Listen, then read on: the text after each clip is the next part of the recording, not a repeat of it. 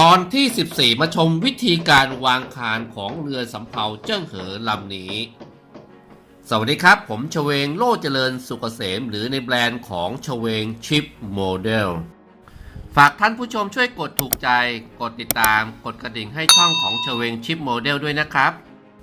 เพื่อไม่ให้เสียเวลาไปชมเนื้อหาขั้นตอนการผลิตกันเลยและอย่าเพิ่งปิดคลิปไปไหนเพราะช่วงท้ายคลิปจะมีรูปแบบเรือสวยๆที่มีความอลังการมาให้ชมกัน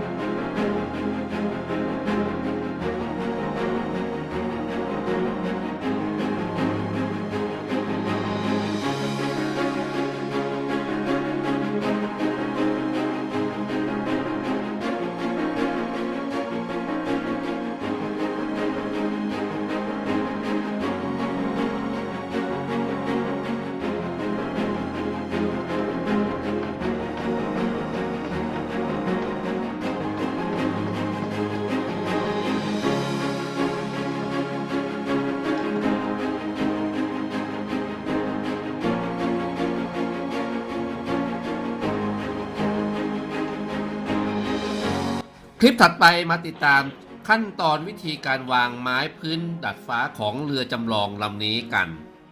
มาถึงช่วงท้ายคลิปกันแล้วขอแนะนำรูปแบบเรือสวยๆที่มีความยิ่งใหญ่อลังการงานสร้างที่เป็นเรือจากทุกประเทศทั่วโลกโดยการคัดสรรนำแบบเรือที่มีชื่อเสียงมีเกียรติประวัติที่ดีที่สุดของแต่ละประเทศ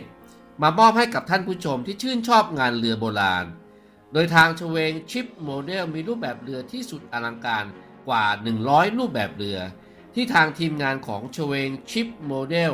สามารถผลิตตามต้นแบบด้วยความละเอียดปานนีตถูกต้องได้สัดส่วนเสมือนเรือจริงๆทุกประการ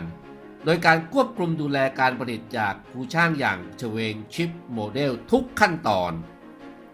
หากท่านผู้ชมสนใจในงานเรือโบราณสามารถติดต่อได้ตามเบอร์ 089 991 2901 ได้เลยนะครับฝากทุกท่านช่วยกดถูกใจกดติดตามกดกระดิ่งให้ช่องชเวงชิปโมเดลเพื่อเป็นพลังกำลังใจในการทำคลิปในครั้งต่อๆไปและชมคลิปถัดไปของผมด้วยนะครับสวัสดีครับ